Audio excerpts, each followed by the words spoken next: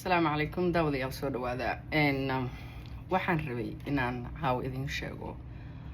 travel sida la amala awaalaya ama la sheegay waxa soo socda travel ban travel ban markuu muxuu ku saleysnaan doonaa saala socotaan 2017kii Donald Trump markuu qabsaday madaxweynenimada oo loo dhaariyay waa travel banka ay Soomaalida ku jirto uu soo saaray sida intiina badan aniga ay ugu barateen bodaas xawime marka travel bankas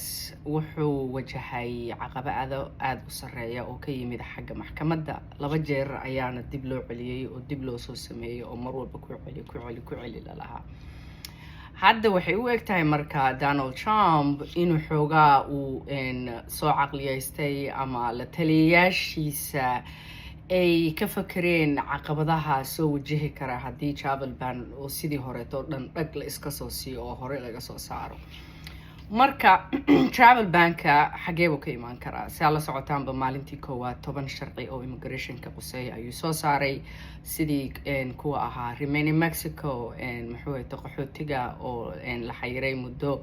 9 maalmood maheed mise 60 maalmood one of those don't quote me on it mahubo midda ahayd waa iloob numberka marka meesha uu travel bank ka soo socdo sharciga markii luqadiisa la aqriyo sa habeenkii hore idin sheegay aad ay u fara badnaayeen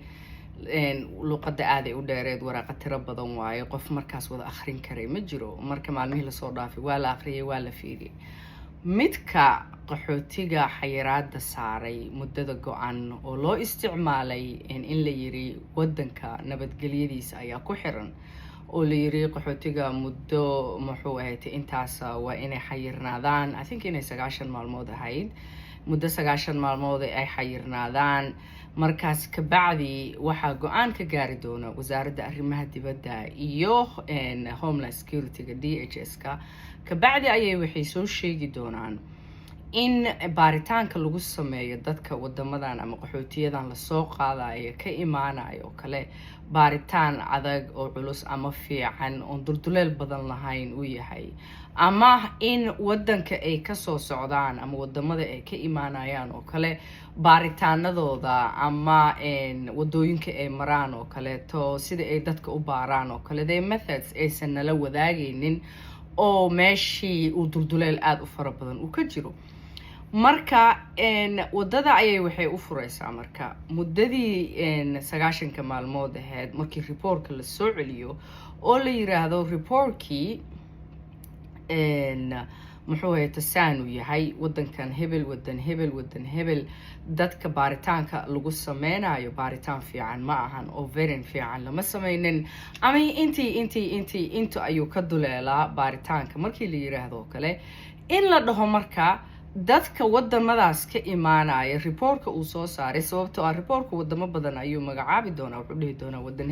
hebel sida marka la saadaalinayo ayaa waxay tahay wadamo ay ku jirto Soomaaliya Sudan iyo Yemen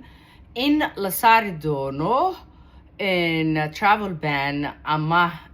xadidan oo half ah oo la dhihi doono shuruud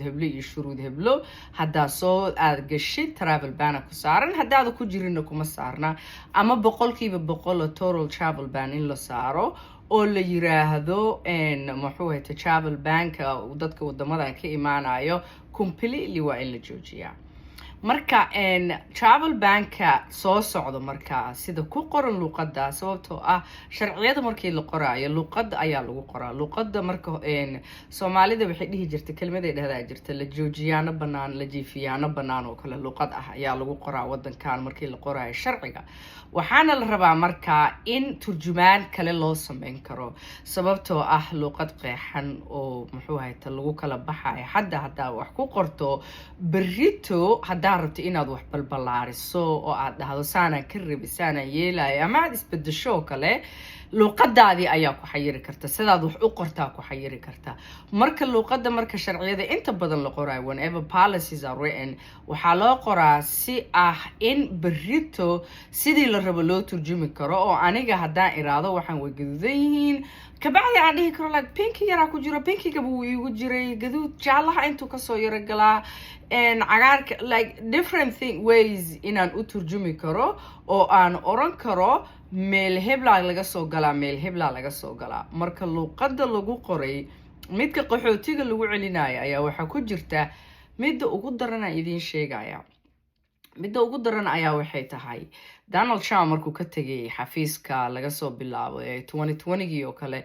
waxaa reportka ka soo bixi karta dadkii la siiyay fiisayaasha wixii ka dambeeyay 2021kii oonan ku haysan wadanka dhalasho ama green card oo kale in deportation lagu sameyn karo oo la yiraahdo wadadii aad ku soo gashay markii hore wadanka wada saxan maysan ahayn si fiican laguma soo baarin maadaama aan si fiican lagu soo baarin fiisahan temporary oo ah haysatid maba u qalantidba oo gadaal loo celiyo dadkii marka ani waxaan ku talinayaa dadka haddii aad wadanka ku joogto fiise u qalma inuu noqdo green card ama deganaansho lagu helo xilligii aad u qalantayna la joogo oo taariikh ku dhamaatay muddadii lagu siin lahaa hadda raadso green cardkaaga intaysan reportkaas usu soo bixin sababtoo ah reportkaas markuu soo baxo travel ban ayuu keeni doonaa travel banku wuxuu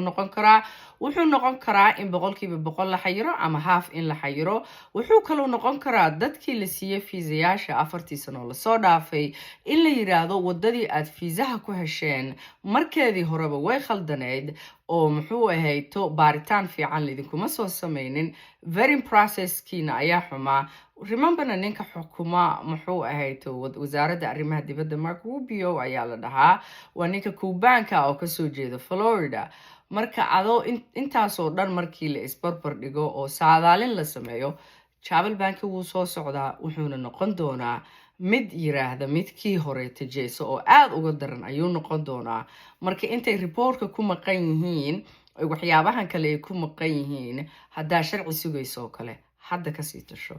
خير ayaan idin rajeynayaa maalmaha soo socdana xoogaa waa sii akhrina more waa idin la soo wadaagi doonaa السلام عليكم